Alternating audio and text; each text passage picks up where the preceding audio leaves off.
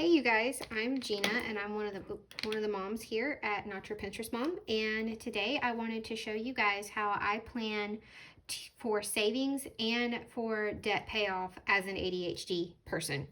First, I guess I should probably let everybody know where I've been.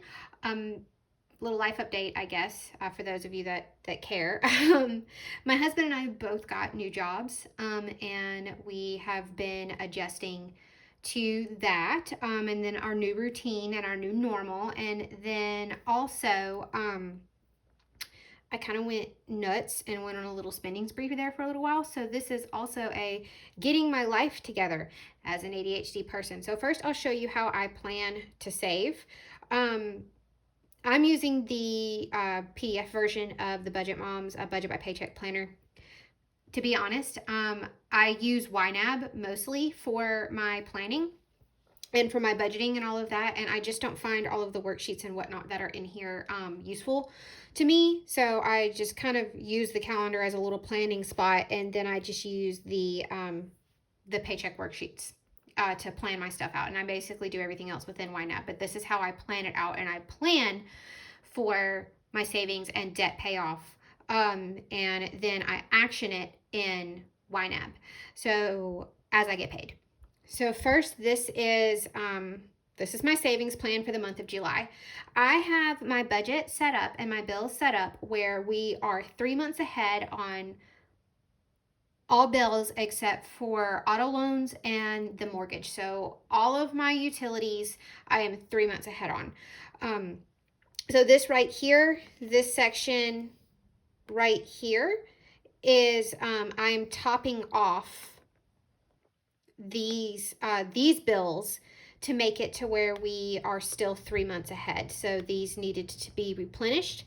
Right here, these are my sinking funds that I'm funding and planning for this month, and then this right here is just my savings where I was planning to, this is how much I just want to put in savings this month, which gives me a total of $19.36 to save this month on top of finishing paying off my last credit card, which is about $2,900.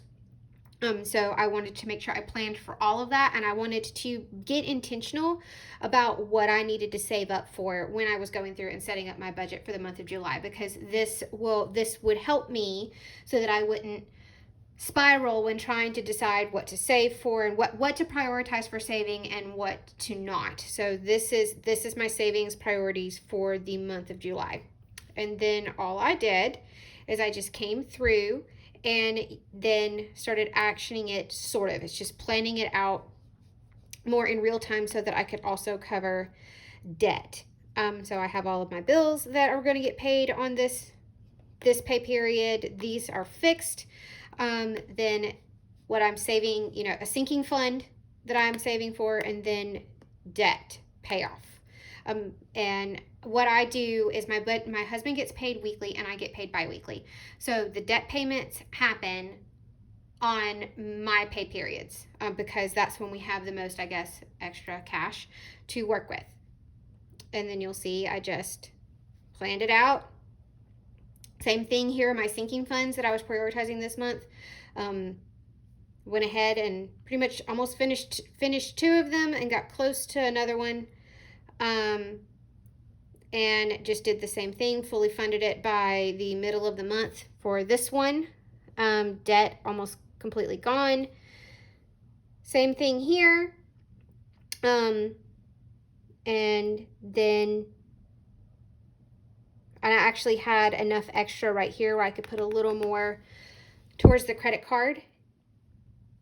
And did the same thing here. This is the last pay period of the month, and then I'm good to go. And I think right here, based on the loose math that I did, that I actually will have some left over here to put towards my cushion. But you'll see I'm a zero-based budgeter. So by the time I get to here, it needs to be zero. So even if I have like $1 and something left over, like see like right here, I will still give it a job until I get to zero. So usually if it's something under $50, I will just throw it in the cushion.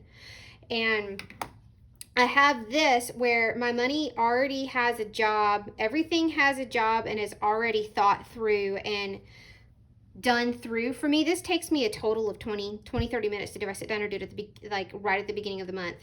And it gives me purpose where when I go to sit down to budget, I'm not overwhelmed. When we get paid, I already have my plan in place. I have my savings priorities for the month. They're already ready to go for me, and how I'm going to accomplish them. Same thing with my debt payoff. I have it all laid out for myself and ready to go, so when the money actually hits the account, I can do this in about 5 minutes and everything has a job. And this really helps me to this is kind of how I think it through, by putting it on paper. I do mine digitally, using my iPad and a GoodNotes app, but you get the concept. Is I wanted to make sure that staying ahead of my bills was a priority, topping off sinking funds for things that I know that I need to make sure that I have money set aside for was taken care of, and then that I was also still putting money away so that I have money in my envelopes where I can still go treat myself and do all the things and still live, but I'm still able to save money and pay off debt. But that's what the sinking funds are for. That money is there for me to spend, and I just put it back when I spend it. And then I went ahead because I had the thought in my head. See, I really don't like all of the worksheets that she has in here, but I understand that some people need it, but YNAB does all of that work for me.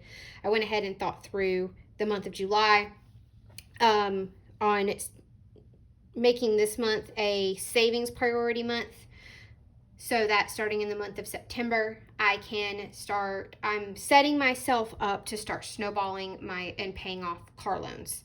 So this helps me think through and be intentional with my money, and not get squirreled as an ADHD person.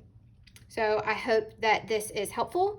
And if you're ADHD and struggle with money management or planning or whatever it is, let me know some of your hacks in the comments below. I love to hear from other people in here how they do things. And I will see you guys in the next one.